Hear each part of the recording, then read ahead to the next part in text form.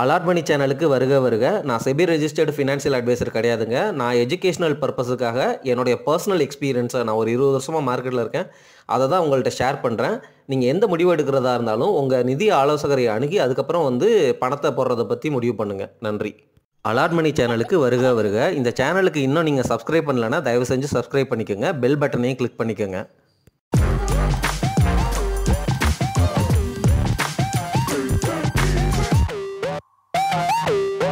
அனைவருக்கும் வணக்கம். நம்ம 2 தடவை கரெக்டாக ஆர்பிஐ ரேட் கட் பண்ண போகிறாங்க அப்படிங்கிறத ஈஸியாகவே ப்ரெடிக்ட் பண்ணிட்டோம். ஆனால் ஆர்பிஐயோடைய இன்ட்ரெஸ்ட் ரேட் சைக்கிளை ப்ரெடிக்ட் பண்ணுறது அப்படிங்கிறது ரொம்ப கஷ்டமான விஷயங்க. நான் ப்ரெடிக்ட் பண்ணது என்னுடைய பேசிக் புரிதலை வச்சு ப்ரெடிக்ட் பண்ண அது சரியாக நடந்துருச்சு. அதுக்காக நான் ப்ரெடிக்ட் பண்ணுறது எல்லாமே 100% அக்யூரேட்டாக நடக்கும் அப்படின்லாம் நினச்சிக்காதீங்க. ஆர்பிஐயோடைய இன்ட்ரெஸ்ட் ரேட் சைக்கிள் கட்டு அல்லது இன்க்ரீஸ் பண்ணுறதுக்கு பின்னாடி ஏகப்பட்ட விஷயங்களை அவங்க கன்சிடர் பண்ணிட்டு தான் அதன் அடிப்படையில் வட்டி விகிதத்தை ஏற்றுறதோ இறக்குறதோ பண்ணுவாங்க. டைனமிக் பாண்ட் ஃபண்ட்ஸ் அப்படின்னு ஒரு டெப்ட் ஃபண்டில் ஒரு கேட்டகரி இருக்குது. அந்த பாண்ட் ஃபண்ட் என்னன்னா, அந்த ஃபண்ட் மேனேஜர்ஸ் தேர் ஆல் எக்ஸ்பர்ட். அவங்களே ஆர்பிஐ ரேட் சைக்கிளை ப்ரெடிக்ட் பண்ணுவாங்க. 3 மாதம் கழித்து ஆர்பிஐ ரேட் கட் பண்ண போகிறாங்க, அதனால் நம்ம ஷார்ட் டேர்ம் பாண்டில் இருக்கணுமா லாங் டேர்ம் பாண்டில் இருக்கணுமா அப்படிங்கிறத டிசைட் பண்ணுவாங்க. அந்த மாதிரி ப்ரெடிக்ஷனில் எல்லா டைனமிக் பாண்ட் ஃபண்ட் மேனேஜர்ஸுமே தப்பாக ப்ரெடிக்ட் பண்ணி அந்த ஃபண்டு கேட்டகரியில் இன்வெஸ்ட் பண்ணியிருந்த எல்லா இன்வெஸ்டர்ஸுக்கும் கம்மியான ரிட்டர்னை கொடுத்தாங்க. கிட்டத்தட்ட நெகட்டிவ் ரிட்டர்ன்லாம் கொடுக்குற மாதிரி ஆகிப்போச்சுங்க. அந்த மாதிரி சூழ்நிலைகள் நடக்கும். ஸோ இன்ட்ரெஸ்ட் ரேட்டை ப்ரெடிக்ட் பண்ணுறது அப்படிங்கிறது காம்ப்ளெக்ஸான விஷயம். சரி, நான் இப்போ இந்த வீடியோவில் உங்ககிட்ட என்ன ஷேர் பண்ண போகிறேன் அப்படின்னா, பேசிக்காக சில விஷயங்கள்லாம் இருக்குல்ல. ரெப்போ ரேட்னா என்ன, ரிவர்ஸ் ரெப்போ ரேட்னா என்ன, ஆர்பிஐ, பேங்கிங் சிஸ்டம், இன்ஃப்ளேஷன், கவர்மெண்ட்டினுடைய எக்ஸ்பெண்டிச்சர், இதனால் பணப்புழக்கம் எப்படி இன்க்ரீஸ் ஆகுது, பணப்புழக்கத்தை எப்படி கண்ட்ரோல் பண்ணுவாங்க, இந்த மாதிரி பேசிக்காக எக்கனாமிக்ஸில் நமக்கு தெரிஞ்சுக்க வேண்டிய விஷயங்கள் சில இருக்குது. அதை சொல்கிறேன். இதை நீங்கள் புரிஞ்சுக்கிட்டீங்க அப்படின்னா நம்மளை சுற்றி என்ன விஷயங்கள் நடக்குது அப்படிங்கிறத ஈஸியாக நீங்களும் புரிஞ்சுக்குவீங்க. அதுக்கேற்ற மாதிரி உங்களுடைய இன்வெஸ்ட்மெண்ட் டெசிஷன்ஸும் நடக்கும். அது ரொம்ப ரொம்ப ஹெல்ப்ஃபுல்லாக இருக்கும். பேசிக்கான விஷயங்கள் இது எல்லாமே எல்லாத்துக்கும் தெரிஞ்சிருக்க வாய்ப்பு இல்லை. ஆனாலும் நம்ம தொடர்ந்து கேட்டுக்கிட்டே இருக்கிறோம். ரெப்போ ரேட்டும் ரிவர்ஸ் ரெப்போ ரேட்டும் அதுக்கப்புறம் சிஆர்ஆர் அப்படின்னு சொல்லுவாங்க. இது எல்லாமே ஆர்பிஐயோடைய அந்த monetary policy meeting quarterly once, ஒரு குவார்ட்டருக்கு ஒன்ஸ் மீட்டிங் செட் பண்ணி நம்ம நாட்டில் இன்ட்ரெஸ்ட் ரேட்டை குறைக்கிறோமா கூட்டுறோமா, எதனால் குறைக்கிறோம் எதனால் கூட்டுறோம் அப்படிங்கிற மாதிரிலாம் பேசுவாங்க. அதை நம்ம தொடர்ந்து பேசலாம். சரிங்களா? இன்ஃப்ளேஷன்னா என்னன்னு உங்களுக்கே தெரியும். சரிங்களா? மக்கள் கையில் அதிகமாக பணம் இருந்துச்சு அப்படின்னா அந்த பணத்தை கொண்டு போய் பொருளை வாங்குவாங்க. சரிங்களா? அதிகமான பேர் அந்த பொருளை வாங்கும் பொழுது அந்த பொருளினுடைய விலை அதிகரிச்சிரும். ஏன்னா மக்கள் கையில் அதிகமாக காசு இருக்கிறதுனால, நீ 10 ரூபாய்க்கு கேட்குறியா, நான் 15 ரூபா தர்றேன் அப்படின்னு சொல்லிட்டு அந்த பொருளினுடைய விலை அதிகரிச்சுட்டே போகிறதுனால நாட்டில் இன்ஃப்ளேஷன் அதிகமாகும். சப்ளை, அந்த பொருளை உற்பத்தி பண்ணுறது அப்படிங்கிறது ஃபாஸ்ட்டாக பண்ணிட முடியாது. ஜென்ரலாகவே அதுக்கு ஒரு டைம் பீரியட், அதுக்கு ஒரு இன்வெஸ்ட்மெண்ட் தேவைப்படும். சரிங்களா? இந்த பேசிக் புரிதலை டிமாண்ட் அண்ட் சப்ளை அப்படிங்கிற கான்செப்ட்ல எல்லாரும் பேசிட்டு இருப்பாங்க. இது உங்களுக்கே ஆல்ரெடி தெரிஞ்ச கான்செப்ட் தான், எனக்கே தெரியும். இப்போ பேங்க் நமக்கு எதுக்கு தேவை? மக்கள் கையில் இருக்கிற காசை பேங்க்ல போடுவாங்க. அதை டெபாசிட்னு சொல்லுவாங்க. அந்த டெபாசிட்டை கலெக்ட் பண்ணதுக்கு அப்புறம் லோன்ஸ் கொடுப்பாங்க இந்த பேங்க். சரிங்களா? யாருக்கு லோன் கொடுப்பாங்க? யாரெல்லாம் ஒரு ஆண்டர்பிரனரோ ஏதோ ஒரு தொழில் தொடங்கணுமோ அல்லது வீடு கட்டுறதுக்கு, இந்த மாதிரி பல தேவைகளுக்காக மக்கள் கடனை எடுப்பாங்க. அதாவது லோன் வாங்குவாங்க. எப்போ லோன் வாங்குவாங்க? வட்டி விகிதம் கம்மியாக இருந்தால் மக்கள், தொழில் தொடங்குவாங்க, இவங்க எல்லாம் கடன் வாங்குவாங்க. சரிங்களா? அப்போது வட்டி விகிதம் எப்போ கம்மியாகும்? ஆர்பிஐ அந்த ரெப்போ ரேட்டை கட் பண்ணால் தான் வட்டி விகிதம் கம்மியாக இருக்கும். அப்போ வட்டி விகிதம் கம்மியாக இருக்கிறதுனால இந்த லோனினுடைய growth அப்படிங்கிறது அதிகமாகும். அதே சமயம் வட்டி விகிதம் கம்மியாக இருக்கும் பொழுது டெபாசிட் உங்களுக்கு இன்ட்ரெஸ்ட் ரேட்டும் கொஞ்சம் குறையும். சரிங்களா? இப்போது இந்த சிஸ்டத்தோடைய தன்மையை நீங்கள் புரிஞ்சுக்கணும். என்ன அப்படின்னா, பேங்க் டெபாசிட்டை கலெக்ட் பண்ணி லோன் கொடுக்குது. ஆர்பிஐ பேங்க்குக்கு ரெப்போ ரேட்டை பேஸ் பண்ணி லோன் கொடுக்கும். புரியுதுங்களா? அதாவது என்னன்னா, பேங்க்ஸ் எல்லாமே ஆர்பிஐ கிட்ட இருந்து கடன் வாங்கிக்கலாம். எந்த வட்டி விகிதத்தில் கடன் வாங்கலாம்? இந்த ரெப்போ ரேட் அப்படின்னு சொல்லப்படுற இந்த விகிதத்தில் கடன் வாங்குறதுக்கு பேர் தான் ரெப்போ ரேட். சரிங்களா? அதே போல் ஆர்பிஐயும் பேங்கு கிட்ட இருந்து கடன் வாங்கலாம். அதுக்கு பேர் ரிவர்ஸ் ரெப்போ ரேட். இது புரிஞ்சிச்சிங்களா? இது எல்லாமே கொஞ்சம் போரிங்காக இருக்கிற மாதிரி இருக்கா? நான் தொடர்ந்து பேசுகிறேன். இன்ட்ரெஸ்டிங்கான பாயிண்ட்ஸ் நிறைய இருக்குது. அதை தொடர்ந்து கேட்போம். பேங்க் எல்லாம் ஆர்பிஐயோடைய ரெப்போ ரேட் கம்மியாக இருக்கும் பொழுது கடன் வாங்குவாங்க. ஏன்னா வந்து பேங்க்குக்கு நிறையா லோன் ரெக்வஸ்ட் வரும். நம்ம மக்கள்லாம் வந்து வட்டி கம்மியாக இருக்கிறதுனால நிறையா லோனை எடுப்பாங்க. ஆனால் ஆர்பிஐ வந்து எப்போ ரெப்போ ரேட்டை வந்து கம்மியாக வைப்பாங்க? நாட்டில் இன்ஃப்ளேஷன் கம்மியாக இருந்தால் தான். பணப்புழக்கம் வந்து இல்லை நாட்டில், அதனால் வந்து வட்டி விகிதத்தை குறைச்சோன்னா வந்து மக்கள் கையில் வந்து பணம் வந்து புழங்கும். அப்படி பணப்புழக்கம் வந்து நம்ம இன்க்ரீஸ் பண்ணோன்னா நாட்டினுடைய ஜிடிபி அந்த growth அப்படிங்கிறது இருக்கும். அப்படிங்கிறதுக்காக தான் ஆர்பிஐ வந்து இந்த இன்ட்ரெஸ்ட் ரேட்டை கட் பண்ணுவாங்க. Especially that repo rate. சரிங்களா? உங்களுக்கு இப்போது இந்த வயரிங் வந்து நல்லா புரிஞ்சிருச்சு. மக்கள் கையில் வந்து அதிகமாக காசு இருந்தால் இன்ஃப்ளேஷன் ஜாஸ்தி ஆயிரும். இன்ஃப்ளேஷன் ஜாஸ்தி ஆச்சுன்னா ஆர்பிஐ வந்து வட்டி விகிதத்தை ஏற்றுவாங்க. வட்டி விகிதத்தை ஏற்றுனா பேங்க்கில் லோன் எடுக்கிறது வந்து குறையும். ஏன்னா வட்டி விகிதங்கள் வந்து ஜாஸ்தி ஆயிடுச்சு. எப்போ வந்து வட்டி விகிதங்களை குறைப்பாங்க அப்படின்னா வந்து மக்கள் கையில் காசு இல்லை, இன்ஃப்ளேஷன் வந்து கம்மியாக இருக்குது. அப்போது நம்ம நாடு வந்து நிறையா க்ரோ ஆகணும், ஜிடிபி growth இருக்கணும் அப்படின்னா மக்கள் கையில் வந்து காசு போகணும். அதனால் வந்து ஆர்பிஐ வந்து ரெப்போ ரேட்டை குறைக்கும். சரிங்களா? இந்த இடத்துல தான் வந்து நீங்கள் இன்னொரு முக்கியமான விஷயம் புரிஞ்சுக்கணும். என்ன அப்படின்னா, இப்போ பேங்க் வந்து ஆர்பிஐ கிட்ட வந்து கடன் கேட்குது இல்லை ரெப்போ ரேட் பேசிஸில், அவங்க கடனை வந்து சும்மா கேட்க முடியாதுல்ல. அவங்க கிட்ட வந்து கவர்மெண்ட் செக்யூரிட்டிஸு, கோல்டு இந்த மாதிரி விஷயங்கள்லாம் இருக்கும். அதை ஆர்பிஐ கிட்ட கொடுத்துட்டு அந்த கடனை வந்து வாங்குவாங்க. சரிங்களா?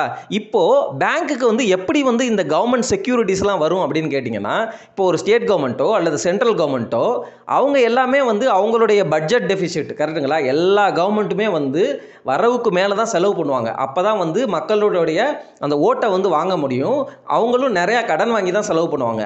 அப்போது கவர்மெண்ட் வந்து எப்படி கடன் வாங்கும் அப்படின்னா, இந்த கவர்மெண்ட் பத்திரங்கள், கவர்மெண்ட் பாண்ட்ஸ் அப்படின்னு இருக்குது, அதை வந்து ரிலீஸ் பண்ணுவாங்க. அந்த ரிலீஸ் பண்ணிவிட்டு அதை பேங்கு கிட்ட கொடுத்துருவாங்க. பேங்கு கிட்ட கொடுத்துட்டு பேங்க்கிட்ட இருக்கிற பணத்தை வந்து கவர்மெண்ட்ஸ் வாங்கிக்குவாங்க. அதுக்கு வந்து கவர்மெண்ட் வந்து பேங்குக்கு வந்து வட்டியை வந்து திருப்பி கொடுத்துட்ருப்பாங்க. சரிங்களா? அப்போது பேங்கு கிட்ட பார்த்தீங்கன்னா இந்த கவர்மெண்ட் செக்யூரிட்டிஸ் இருக்கும். இதை தான் வந்து எஸ்எல்ஆர் அப்படின்னு சொல்லுவாங்க. பேங்க்ஸ் எல்லாம் தாங்கிட்ட இருக்கிற கவர்மெண்ட் செக்யூரிட்டிஸ் அல்லது கவர்மெண்ட் பாண்டை வந்து ஆர்பிஐ கிட்ட அடமானமாக வச்சுட்டு ரெப்போ ரேட்டு வந்து என்ன இன்ட்ரெஸ்ட் ரேட் வந்து ஆர்பிஐ ஃபிக்ஸ் பண்ணுதோ, 3 மாதத்துக்கு ஒரு தடவை ஃபிக்ஸ் பண்ணுவாங்க அப்படின்னு சொல்லிட்டேன். மானிட்ரி பாலிசி மீட்டிங் அதுதான் வந்து 3 மாதத்துக்கு ஒரு தடவை நடக்கும். அதில் அவங்க குறைப்பாங்களா கூட்டுவாங்களா அப்படிங்கிறத தான் நம்ம அலர்ட் மணி சேனல் 2 தடவை வந்து ப்ரெடிக்ட் பண்ணிச்சு. அது ஈஸியான விஷயம் கிடையாதுன்னு நான் முன்னாடியே சொல்லிட்டேன். இப்போ இந்த பேங்கெல்லாம் அந்த கவர்மெண்ட் பாண்டையும் கவர்மெண்ட் செக்யூரிட்டிஸையும் ஆர்பிஐ கிட்ட கொடுத்துட்டு ரெப்போ ரேட் என்ன ரேட் இருக்குதோ அதனுடைய அடிப்படையில் வந்து பேங்க் வந்து ஆர்பிஐ கிட்ட இருந்து காசை வந்து வாங்கிரும். ஸோ என்ன நடக்குது இங்கே? டைரெக்டாக வந்து காசு வந்து பேங்க் கையில் வருது. ஏன்னா அவங்க வந்து கவர்மெண்ட் அந்த செக்யூரிட்டிஸையும் பாண்டையும் வந்து ஆர்பிஐ கிட்ட அடமானம் வச்சுருக்கிறாங்க. அப்போ பேங்கிங் சிஸ்டத்தில் ஏகப்பட்ட பணம் வந்து இருக்குது. ஏன் வந்து பணம் வந்து பேங்க்கு வாங்குது அப்படின்னா, மக்கள் எல்லாரும் வந்து லோன் வந்து கேட்குறாங்க. ஏன் லோன் கேட்குறாங்க அப்படின்னா, ரெப்போ ரேட்டை வந்து ஆர்பிஐ குறைச்சிருச்சு, அதனால் வட்டி விகிதங்கள் வந்து கம்மியாக இருக்குது. ஹோம் லோன் வந்து 8%, கொரோனா டைம்லலாம் 5% கிட்ட குறைச்சாங்க. அப்போ வந்து எல்லாமே வந்து பார்த்திங்கன்னா ரொம்ப சீப்பான விலையில் கிடச்சிச்சு. ஆனால் யாருமே வந்து பெருசாக வாங்கலை அப்படின்னு தான் நினைக்கிறேன். இருந்தாலும் ரொம்ப ஸ்மார்ட்டான இன்டெலிஜென்ட் இன்வெஸ்டர்ஸ் எல்லாமே வந்து ஆன்லைனில் வந்து பேங்கிங் சிஸ்டம் மூலமாக நிறையா வந்து இன்வெஸ்ட்மெண்ட், அதுக்கப்புறம் வந்து நிறைய டெசிஷன்ஸை வந்து எடுத்தாங்க. அவங்களாம் வந்து ஹை நெட்வொர்த் இண்டிவிஜுவலாக இருப்பாங்க. ஏகப்பட்ட காசு இருக்கும். அது வந்து அவங்களுக்கு வாய்ப்பாக இருக்கும். நம்மள மாதிரி ரீட்டைல் இன்வெஸ்டர்ஸுக்கெல்லாம் வந்து காசை அந்த சமயத்தில் கொடுத்துருந்தோம். ஏதாவது எமர்ஜென்சி, கோவிட் எமர்ஜென்சி வேணும், ஆக்சிஜன் சிலிண்டர் வேணும்னா அவ்வளோதான். நம்ம பாடெல்லாம் பெரிய பாடாக போயிருக்கும். நம்மளாம் அந்த மாதிரி ரிஸ்க்கை எடுக்கக்கூடாது. எக்ஸ்ட்ராவாக வெல்த் இருக்கிறவங்க தான் அந்த மாதிரி ரிஸ்க் எடுக்கணும் அப்படிங்கிற ஒரு காஷன், ஒரு வார்னிங் கொடுத்துட்டு இதுதான் நடக்குது. இதே மாதிரி ஆர்பிஐயும் பேங்க்கிட்ட இருந்து கடன் வாங்கலாம். அப்போ என்ன பண்ணுவாங்க அப்படின்னா, ஆர்பிஐ தான் வச்சிருக்கிற பாண்டை வந்து பேங்க்கு கிட்ட கொடுத்துட்டு பேங்க்கிட்ட இருக்கிற காசை வந்து எடுத்துக்குவாங்க. அதுக்கு பேர் தான் ரிவர்ஸ் ரெப்போ ரேட்டு. இப்போ என்ன நடக்குது அப்படின்னா, பேங்கிங் சிஸ்டத்தில் இருக்கிற லிக்விடிட்டியை குறைக்கிறாங்க, பணத்தை வந்து குறைக்கிறாங்க. அப்போ வந்து பேங்க்குனால் வந்து நிறையா லென் பண்ண முடியாது. அந்த மாதிரி சூழ்நிலை உருவாகும். ஸோ இப்படி தான் வந்து இந்த பேங்கிங் சிஸ்டம் உருவாகுது. சரிங்களா? ஸோ இன்ஃப்ளேஷன் அப்படிங்கிறத பார்க்கும் பொழுது, சரி இன்ஃப்ளேஷனை பற்றி நம்ம தொடர்ந்து பேசுவோம் அடுத்த ஸ்லைடில். சரிங்களா? ஒரு நாட்டில் இன்ஃப்ளேஷன் வந்து எப்படி அதிகமாகும் அப்படின்னா, இப்போது பேங்க் வந்து கம்மியான வட்டி விகிதத்தில் வந்து காசு கொடுக்கறதுனால மக்கள் கையில் வந்து காசு நிறையா வருது. சரிங்களா? அதே சமயம் இப்போ கவர்மெண்ட் வந்து செலவு பண்ணுவாங்க. முன்னாடியே சொல்லிட்டேன், அவங்க வந்து பட்ஜெட்டு வந்து போடுறதுல எப்பொழுதுமே துண்டு விழுவும். அந்த துண்டை வந்து கடனாக வாங்கி அதை வந்து செலவு பண்ணுவாங்க மக்களுடைய நலனுக்காக. சரிங்களா? இப்போ உதாரணமாக இந்த 100 நாள் வேலைவாய்ப்பு திட்டம்லாம் பார்த்தீங்கன்னா கவர்மெண்ட் வந்து காசு கொடுக்குது மக்கள் கையில் டைரெக்டாக. ஸோ இந்த மாதிரி கொடுக்கும் பொழுது நாட்டில் வந்து பணப்புழக்கம் கொஞ்சம் கொஞ்சமாக இன்க்ரீஸ் ஆகும். அதுதான் வந்து இன்ஃப்ளேஷனுக்கு அடுத்த பாயிண்ட்டு. அதே சமயம் இந்தியாவில் உற்பத்தி பண்ணுற நல்ல பொருட்கள் அல்லது எல்லா பொருட்களும் வந்து வெளிநாடுகளுக்கு நம்ம ஏற்றுமதி பண்ணுறோம். ஃபார் எக்ஸாம்பிள் வந்து வெங்காயத்துக்கெல்லாம் வந்து ஏற்றுமதி வந்து தடையை விதிக்கும். ஏன்னா வந்து வெங்காயத்தினால நாட்டில் இன்ஃப்ளேஷன் ஜாஸ்தி ஆகுது, பணவீக்கம் அதிகமாகுது அப்படின்னா அந்த எக்ஸ்போர்ட்டை வந்து தடை செய்யும் கவர்மெண்ட். ஸோ இந்த விஷயம் மூலமாக வந்து உங்களுடைய பணவீக்கத்தை வந்து கவர்மெண்ட் வந்து கட்டுக்குள்ளே கொண்டு வரும். ஸோ இந்த மாதிரி காரணங்கள்னால பணவீக்கம் அப்படிங்கிறது நாட்டில் வந்து அதிகரிக்கும். அப்படி அதிகரிக்கும் பொழுது ஆர்பிஐ வந்து அந்த ரெப்போ ரேட்டை வந்து கூட்டுவாங்க. கூட்டும் பொழுது பேங்க் வந்து அவங்களுடைய இன்ட்ரெஸ்ட் ரேட்டை கூட்டுவாங்க. அதனால் வந்து லோன் வந்து எடுக்கிறதோடைய அந்த எண்ணிக்கை வந்து குறையும். இப்படி தான் வந்து பேங்கிங் சிஸ்டத்தில் இன்ஃப்ளேஷன், இன்ட்ரெஸ்ட் ரேட்டு, அதுக்கப்புறம் வந்து இந்த லிக்விடிட்டி, இந்த மாதிரி விஷயங்கள்லாம் வந்து ப்ளே அவுட் ஆகுது. இப்போது இதுக்கும் ஸ்டாக் மார்க்கெட்டுக்கும் என்ன சம்மந்தம் அப்படின்னா, எப்போல்லாம் மக்கள் கையில் அதிகமாக காசு இருக்கோ அப்போல்லாம் வந்து மக்கள் போய் இன்வெஸ்ட் பண்ணுவாங்க தானே. ஸோ எப்போல்லாம் வந்து இன்ட்ரெஸ்ட் ரேட் கட் பண்ணுறாங்களோ அப்போல்லாம் இதெல்லாம் ஜென்ரிக் ரூல் தான், புரியுதுங்களா? மற்ற ஃபேக்டரும் ப்ளே அவுட் ஆகும். அப்போது எப்போல்லாம் இன்ட்ரெஸ்ட் ரேட் கம்மியாக இருக்குதோ அப்போல்லாம் வந்து ஸ்டாக் மார்க்கெட் மேலே போகும் அப்படிங்கிற மாதிரி. ஏன்னா வந்து இன்ஃப்ளேஷன் வந்து ஜாஸ்தி ஆகுது அப்படின்னா, இன்ஃப்ளேஷன் ஏன் ஜாஸ்தி ஆகுது? மக்கள் கையில் பணப்புழக்கம் அதிகமாக இருக்கிறதுனால இன்ஃப்ளேஷன் ஜாஸ்தி ஆகுது. மக்கள் கையில் பணப்புழக்கம் அதிகமாக இருக்கிறதுனால க்ரோத்தும் வந்து உங்களுக்கு ஜாஸ்தி ஆகும். ஏன்னா வந்து இன்ட்ரெஸ்ட் ரேட் கம்மியாக இருக்குது. ஸோ இந்த சிச்சுவேஷனில் என்ன நடக்கும் அப்படின்னா, ஒரு கண்ட்ரி வந்து ஜிடிபியில் 8% அந்த மாதிரி க்ரோத்தை காட்டுவாங்க.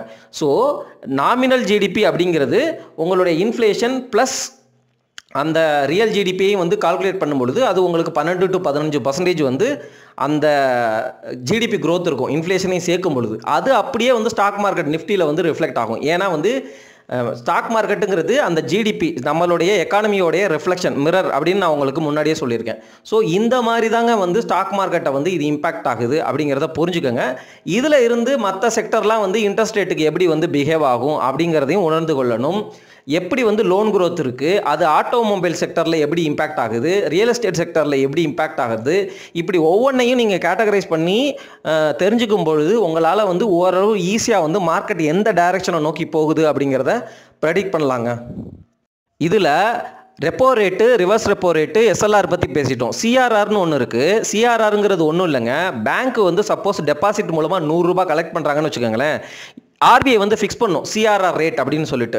அதாவது 3.5%, 4% அப்படின்னு ஃபிக்ஸ் பண்ணுவாங்க. அதாவது 100 ரூபாயில் 4 ரூபாயை வந்து ஆர்பிஐ கிட்ட கொடுத்துடணும். அது எமர்ஜென்சி ஃபண்டு மாதிரின்னு ஞாபகம் வச்சுக்கோங்க. ஸோ இன்கேஸ் அந்த பேங்க் திவால் ஆனாலோ ஏதோ ஒரு லிக்விடிட்டி கிரன்ச் சிச்சுவேஷனில் போனாலோ ஆர்பிஐ வந்து அந்த பேங்க்கை மீட் எடுக்கிறதுக்கு அந்த சிஆர்ஆரை யூஸ் பண்ணி மீட் எடுப்பாங்க. அப்படி புரிஞ்சுக்கோங்க, அதுதான் சிஆர்ஆர். ஸோ ஒரு பேங்க் வந்து சிஆர்ஆர் அந்த 100 ரூபாய் வந்துச்சுன்னா 4 ரூபாயை வந்து ஆர்பிஐட்ட கொடுத்து மெயின்டைன் பண்ணுவாங்க. பேங்க்குக்கு கடன் வேணும் அப்படின்னா வந்து தாங்கிட்ட இருக்கிற கவர்மெண்ட் செக்யூரிட்டிஸ், கோல்டு, இந்த மாதிரி விஷயங்களை ஆர்பிஐட்ட கொடுத்து அது மூலமாக வந்து கடன் வாங்கிக்குவாங்க ஆர்பிஐட்ட இருந்து. எதன் அடிப்படையில்? ரெப்போ ரேட்டை பேஸ் பண்ணி. இப்போது ஓப்பன் மார்க்கெட் ஆப்ரேஷன் அப்படின்னு ஒன்று இருக்குது. ஆர்பிஐ வந்து ரொம்ப ரொம்ப பவர்ஃபுல்லான இன்ஸ்டிடியூஷன். ஏன்னா அவங்க தான் வந்து இந்த பேங்க் எல்லாத்தையுமே கண்ட்ரோல் பண்ணுறாங்க. பணத்தை வந்து அச்சடிக்கிறதும் அவங்க தான். கவர்மெண்ட்டுக்கும் ஆர்பிஐக்கும் வந்து மிகப்பெரிய ஒரு என்ன சொல்கிறது, ஸ்ட்ராங்கான ரிலேஷன்ஷிப் இருக்குது. கவர்மெண்ட் தான் வந்து ஆர்பிஐக்கு கிட்டத்தட்ட ஓனர், சரிங்களா? இப்போது ஆனால் இது வரைக்கும் வந்து எப்படின்னா ஆர்பிஐ வந்து ரொம்ப இண்டிபெண்ட் பாடியாக தான் இயங்கிட்டு இருந்துச்சு. ஆனால் அந்த ரூல்ஸை வந்து இடையில வந்து மாற்றினாங்க. அந்த மாற்றின சமயத்தில் தான் வந்து கொஞ்சம் கான்ஃப்ளிக்ட் ஆகி திரு உர்ஜித் பட்டேல் அவர்கள், அதுக்கப்புறம் வந்து கிட்டத்தட்ட ரகுராம் ராஜன் அவர்கள் கண்டினியூஸாக வந்து 2-3 ஆர்பிஐ கவர்னர்ஸ் வந்து வெளில போனாங்க. ஏன் அப்படின்னா வந்து கவர்மெண்ட்டுடைய இன்டர்வென்ஷன் வந்து இருக்கக்கூடாது அப்படிங்கிற அந்த விஷயங்கள் வந்து புகஞ்சிச்சு. அதுக்கப்புறம் வந்து சக்திகாந்த தாஸ் வந்து கொஞ்சம் நல்லாவே வந்து அவருடைய டெனரை வந்து ஃபுல்லாக வந்து முடிச்சாலும் வந்து கடைசி காலகட்டத்தில் வந்து பார்த்தீங்க அப்படின்னா அவருடைய டெனர் வந்து எக்ஸ்டெண்ட் ஆக போகுது அப்படிங்கிற மாதிரி பேசிகிட்டு இருக்கிற சமயத்தில் இன்டர்னலாக வந்து அவருமே வந்து வட்டியை குறைக்கலை. கவர்மெண்ட் வந்து வட்டியை குறைங்க, அப்போ தான் வந்து எக்கானமி நல்லாயிருக்கும் அப்படிங்கிற மாதிரி சொல்லியும் அவர் வந்து நம்ம நாட்டில் இன்ஃப்ளேஷன் கண்ட்ரோலுக்குள்ளே வந்துருச்சா அப்படிங்கிறத கன்ஃபார்ம் பண்ணிட்டு தான் வந்து நான் குறைப்பேன் அப்படிங்கிற மாதிரி. இதெல்லாம் வந்து நியூஸுங்க, ஸ்பெக்குலேஷனாக கூட இருக்கலாம். ஸோ இந்த தாட்டு வந்து மார்க்கெட்டில் உழவுச்சு. அதனால் வந்து சக்திகாந்த தாஸை வந்து தூக்கிட்டு இப்போ புதுசாக வந்து இன்னொரு ஆர்பிஐ கவர்னர் போட்டதாக வந்து இது வதந்தியாக கூட இருக்கலாம். நான் கேள்விப்பட்டதை உங்ககிட்ட ஷேர் பண்ணுறேன். இது வந்து எல்லா நாட்டிலையும் நடக்கிறது தான். இப்போ அமெரிக்காவிலேயும் வந்து இதே சிச்சுவேஷன் தான் நடந்துகிட்ருக்கு. நம்ம நாட்டில் எப்படி ஆர்பிஐயோ அங்கே அமெரிக்காவில் வந்து ஃபெட்டு, அப்போ ட்ரம்ப்புக்கும் ஃபெட் சேர்மன் அந்த பவலுக்கும் வந்து இந்த பிரச்சனை தான் போயிட்டுருக்கு. ட்ரம்ப் வந்து நீ வட்டி விகிதத்தை குறை, நீ என்ன குறைக்காமல் என்ன பண்ணிட்டு இருக்கிற, இவ்வளோ ஸ்லோவாக வேலை பார்க்குற அப்படின்னு சொல்லி ட்ரம்ப் சொல்கிறாரு.